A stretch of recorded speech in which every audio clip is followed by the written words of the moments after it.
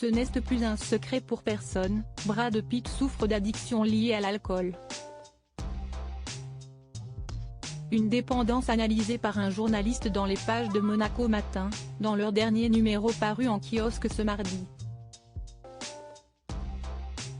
Le 2 novembre dernier sortait aux éditions Hachette, dans sa nouvelle version Meet the People, un ouvrage intitulé Angelina Jolie et Brad Pitt, les secrets du divorce du siècle, signé Laurent Piot et Hervé Tropea.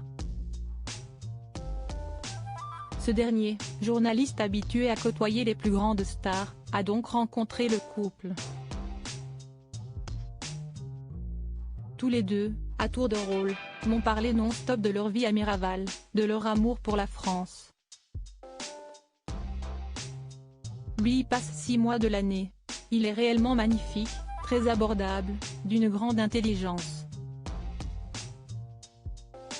Explique-t-il dans les pages du dernier numéro de Monaco Matin. Très sympathique donc, mais aussi alcoolique, au point de ne vouloir embarquer dans son jet privé qu'avec des caisses de vin, ajoutent nos confrères, en reprenant sans doute les révélations du journaliste. Ils ajoutent que cet ouvrage se lit comme Brad boirait cul sec des ballons de rosée de son vignoble varois. Rappelons que la star hollywoodienne souffre effectivement d'une dépendance à l'alcool. Alcoolisme, mais pas que. Le papa de 6 enfants avec Angelina Jolie s'était notamment confié sur cette addiction pour GQ France, en parlant de son inscription aux Alcooliques Anonymes pendant plus d'1 an après leur divorce. J'ai intégré un groupe très cool de gens sélectionnés sur dossier. Il fallait que je me sente en sécurité car j'avais entendu des trucs atroces sur certains groupes. Je sais par exemple que Philip Seymour Hoffman, note de la rédaction, acteur américain, avait été enregistré alors qu'il disait des choses hyper personnelles sur lui.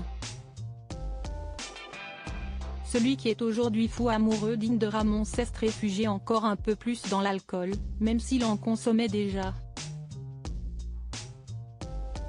Je ne gérais plus.